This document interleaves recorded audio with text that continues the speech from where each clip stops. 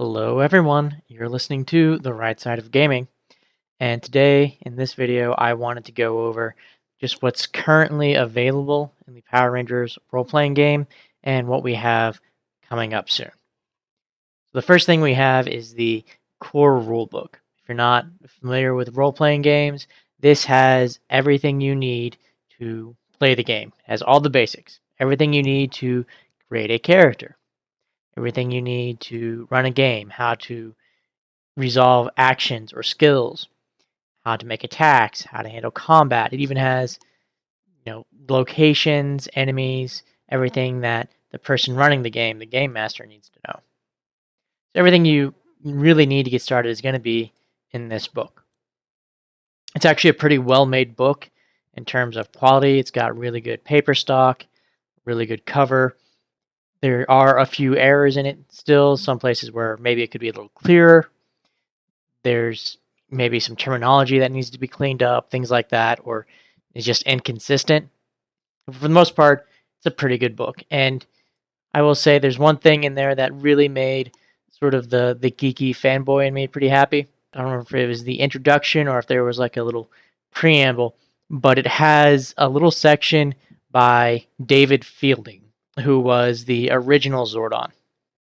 Next, we have the Deluxe Rulebook set. To be clear, this isn't really something you need. It might be something cool to have or something special for your group, but these books right here are exactly the same as this basic core rulebook. It's just a set of 6, one in each of the original Ranger colors, but on the inside, it's exactly the same as the others. You get a slight discount. You're getting 6 for $300 or for $50 a piece versus $55, but if you don't need 6 books, then it's really not much of a discount.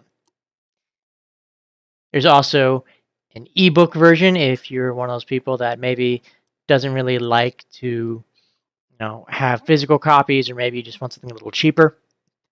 And the way they've been doing it, and the way it looks like they're going to keep doing it, is if you buy the physical copy, if you pre-order the physical copy specifically, you'll get the digital copy. And we'll see them doing that with another one of their books here in a little bit. However, if you pre-order the physical copy and you decide you do not want it and you try to cancel or get a refund, you will not get a full refund. You still have to pay for the PDF copy.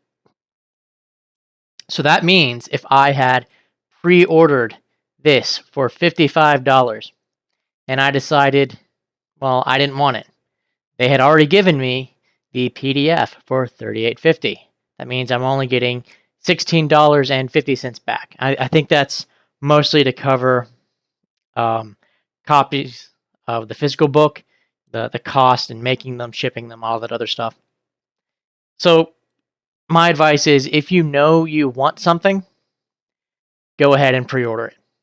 If you're not sure, it's probably best to wait, because then you know you're going to be able to get all of your money back if you change your mind. Now, in addition to the core rulebook, they also have the GM screen or the Game Master screen. And that's pretty normal for most role-playing games. It's basically just a handy little fold-out that one will cover up and hide your notes and your dice if you want to. And it's also going to have a lot of the important rules or stuff you're going to be using a lot on the back, just for quick and easy reference. And in fact, I happen to have a copy handy. So you have all your conditions that a character can suffer from, such as being restrained, being stunned, being asleep, etc. You have a basic skill difficulty chart in case you have to determine how hard something is, kind of off the cuff. You have rules for spending story points, rules for healing. You have rules to determine how many actions a character or enemy gets in a turn. A list of the different actions you can take in combat. So like attacking, defending, hiding, things like that. You have a list of skills and what essence they're tied to and some examples of each one. You have the skill ladder that tells you what you would be rolling if you shift up or down on a skill. Your class abilities, you have the ones specifically for all the rangers, and then all of the ranger specific ones, like, oh, these are the Black Rangers role perks, these are the Blue Rangers role perks, etc. They also have a little chart for how fast you can travel. So if you're having to do some exploration or figure out how far you can go in a day, you've got that. They have rules for cover, rules for jumping, because you might as well. They jump all over the place in Power Rangers for whatever reason. And I guess they decided we need to have a difficulty chart for that, just because it's such an integral part of the game, because you're jumping into Zords, out of Zords, across the battlefield. Like, every time they get somewhere new, for whatever reason, they're doing big flips in the air. And then they also have a object toughness chart. So if you have to break down something that's not an enemy, well, you have an idea of how tough it's going to be. Now, in addition to sort of all your basic info, it has a little adventure to go with it. There's actually an adventure in the core rulebook as well, but these are two different adventures. They're kind of similar. I haven't read through all of them yet, but they do kind of have similar settings, but they are two different adventures. And if you're just getting started, you can play through the core rulebook one, and then if you want to expand a little bit, you can go into the one from the Game Master screen, and that should hopefully maybe last you a little while. Maybe until the next book comes out, maybe not. But it's at least a good starting point. Next, we have the dice. If you have ever played a tabletop RPG before, this probably looks pretty familiar to you. You have your D4, your D6, 8, 10, 12, 20. You actually get two 20s in this. As well as a coin to represent a D2. Now, all of this is stuff you can get from any number of people or stores or whatever. Making role-playing game dice has been a thing for decades. You don't have to use these specifically. These are just the dice that the company puts out, which means that they are usually like a specific color or theme. In this case, you get some nice little sparkly ones, and they all have the Power Ranger Lightning Bolt logo as the highest number on the dice, as well as the Power Coin D2s, and you've got them for every Ranger. So if I click through, you can see that it's kind of the same color style. It's got the Power Coin for all of them. You know, if you want to grab them, go for it. They are a little expensive, but it is kind of nice. I'll be honest, I went ahead and bought them just because I thought they were real cool looking, and honestly, who doesn't want a full set of Power Coins? At least in terms of Power Ranger fans. They also have their own little dice bag, again, with the Power Rangers Lightning Bolt logo. Again, it's not something you have to have. You can get a generic or off-brand one just as easily. And I say off-brand as in not by Renegade Game Studios, the publishers, because all the other ones are going to be just as good. This is just if you want to support the company, or you like the logo, or if you just, I don't know, just for whatever reason you want to get it. I never got a clear answer as to whether or not this dice bag will fit all 6 dice sets. But if I scroll down, it tells like the dimensions. I measured it out with a bag I already had, put some dice in there, and it looked like you should be able to fit all of them in here, but I'll let you know for sure when it actually gets here. I thought it was going to be here in April, but it looks like it's been pushed back to June. And I think the rest of this, not the dice and the bag are still a ways out. But the actual books and the DM screen, those have been out since January, I think. I think I got them late January, early February. So they have been delayed a bit. I know that production issues and shipping have made a huge problem for pretty much everybody. They also have some character sheets. This one is technically a blank character sheet that you can download and fill out. They just have one of their pre-made, pre-generated characters on here. But if you actually go through, and these are free, you can get these and print out as many as you need. But you'll actually get a fully blank PDF that you can fill in, print out, do whatever. And then they have the actual pre-made characters. So far, I haven't seen anything particularly political or left-leaning in the books. I haven't gone through every single bit yet.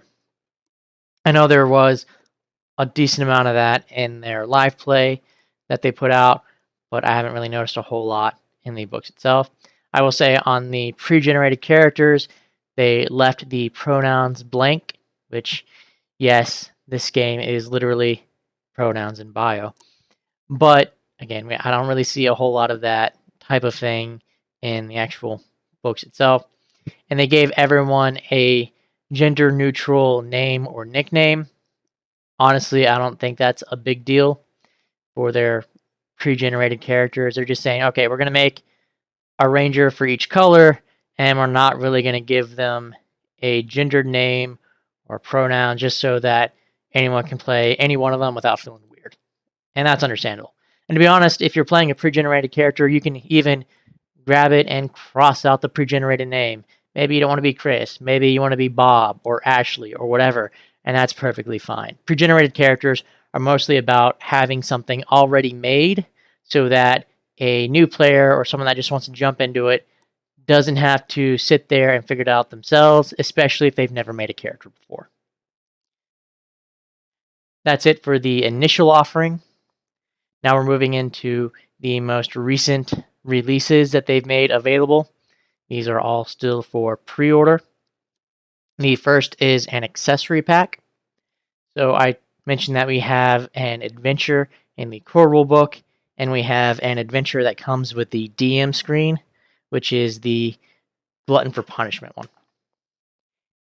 And the accessory pack comes with little map tiles. So this is a grid-based map so that you can move. It's like, okay, this is going to be 5 feet, this is going to be 10 feet, and so on. And that's to help everyone see where they are, what's going on in combat. It's really just to help facilitate combat and make it a little bit easier. These maps are already in the book and the adventure themselves. It's just this is a physical copy that's, one, going to be bigger, and two, that you can place out on the table and have the characters move, or have the players move their little characters around. It also comes with little standees, as in little pieces of flat cardboard that have pictures of the enemies and things like that printed on them, and it's usually like a little plastic base like you would have from board games that, I don't know, I've been playing for decades. You just stick the little standee and little plastic base, and you can move it around. But that's basically it. It's maps, tiles, the standees, everything you don't necessarily need, but can make running the games a little easier because you have those physical representations of what you're fighting, what's going on, things like that. There is a character journal, which honestly, I mean, it does look very nice in terms of quality, but it's really just an expanded version of the character sheet. It doesn't really have new stuff for the actual character sheet itself, just they have it spread out over more pages, so you have more space to write things down, to annotate, to take notes, things like that. It does have some other stuff that goes with it in there, in addition to the actual character sheet pages. It's got little prompts you can use to help flesh out your character. That might be nice, especially for new players. As little sheets and parts to, for you to write down how you feel about your other team members, to write down session notes, things like that. Honestly, I think you can get a lot of that out of one, just a regular notebook or a piece of paper. And two, there's a lot of great resources online to really help you flesh out your character. But again, this is kind of like the dice. If it's something where maybe you just want it because they have it, or to help support the company or just because you like the logo or whatever, go ahead and grab it. But don't feel like it's something that you have to have or need to have. It's really just one of those, well, I want to get something. Maybe I don't mind spending a little more, and by a little, I mean a pretty decent amount more, because these are $22 versus what, just a couple bucks for a notebook. Uh, but if you want to spend the extra money to get one of these, have at it. I'm kind of waiting on this one myself, just because I want to see how much they actually have in there. If it's something where you have a bunch of pages, I don't know. I'm not really a notebook kind of guy. I might like um, the character prompt stuff personally. Maybe the expanded character sheets. But if that's something we can just print out anyway, it's not really anything I need to have. We also have miniatures. Now these are like your RPG tabletop miniatures. In fact, this is a tabletop RPG, so that makes sense. But they're going to be that, I think, 28 millimeter heroic scale. So it's going to be about the same size as a lot of the other miniatures you see out there. And when they were talking about it in the reveal, they made a point to really stress that fact because, well, if you're like me, you're probably just going to get them and paint them and use them as is. But I know a lot of people in sort of the miniature space like to convert and kit bash, which basically means that they like to take the models and cut them up or swap parts out or add things to it or whatever to make something new.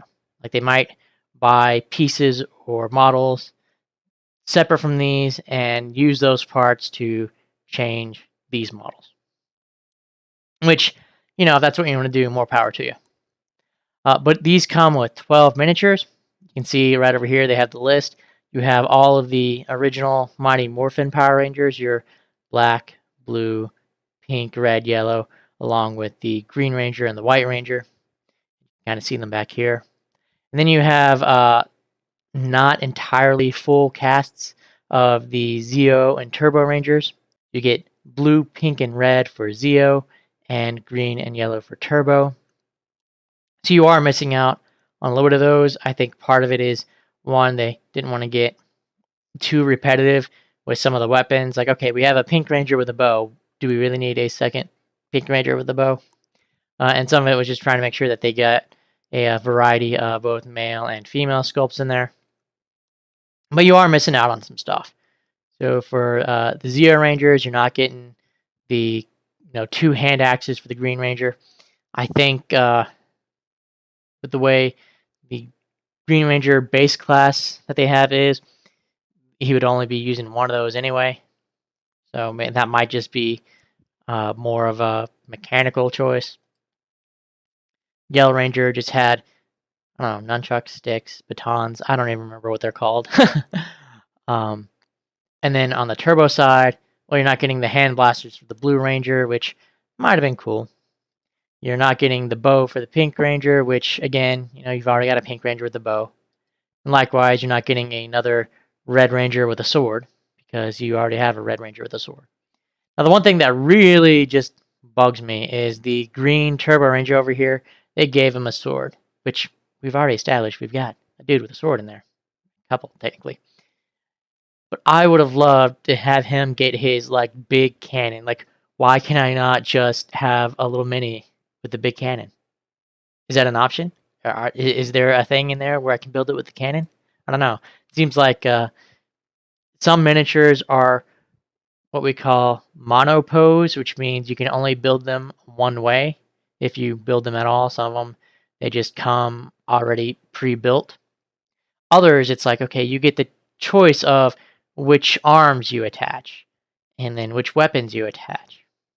And I think these are going to be the monopose. You don't get really a choice in the weapons unless you start cutting stuff up and changing it yourself. But maybe I could be wrong on that. Probably going to have to wait and get closer to the actual release to find out. But for now, I'm just bummed that the Green Ranger over here doesn't have his big cannon. I'm sad. And finally, we have an actual adventure. like multiple chapters. This is the size of a core rulebook, basically, but it is all adventure. So you're going to have different chapters. You can jump right into it. You can pick some out if you want to work them into maybe a game you're already running. This is designed to take a team of characters from level 1 or 2 all the way through level 5. So this is kind of your beginner low-level adventures. If you have already played the core rulebook adventure and the GM screen adventure, it's not going to be a huge deal. You can run this right after, and it goes into it just fine, at least in terms of level. I don't know story-wise yet. I know they have mentioned that they're going to have some recurring NPCs, so maybe someone we saw from one of those will pop up in here. But at the very least, it's something where it's designed where you can go from, your already pre-bought adventures that they already have out right into this, or you can just jump right into this. And it's, again, designed to take you through 5th level, so I imagine there's going to be probably a couple more of these in the future to where you can maybe play through a whole campaign arc, maybe take a character all the way from level 1 to 20. A lot of game systems will have at least one sort of adventure path like that. As far as what all's in it, they've talked about how it is a morphing grid level disaster in there somewhere, so that makes me think there's, a big issue. You'll notice that on the actual cover of the book, you have Power Rangers from all sorts of different eras. You have some Mighty Morphin Rangers, there's a Zeo Ranger, Turbo Ranger, Space Ranger. They are making it pretty clear that this is a different timeline. It's its own timeline. That's something that they've really played up in the comics, that you have different timelines for Power Rangers. Not everything is going to be exactly like the TV show. You are basically playing in a different universe, a different timeline, so it's not a big deal if you're mixing and matching Power Rangers. They did state that you may have to adjust the threats, the enemies, a little bit, because they're designed for a certain level of characters and for having a certain number of Power Rangers. If you played a little bit of your own home campaign first, you might have to bump up the monsters a little bit. Maybe you only have 3 Power Rangers instead of the normal 5 or 6. Like, okay, you might need to take away a few enemies. Maybe you're running 7 Power Rangers. Like, okay, maybe you need to add a couple of enemies.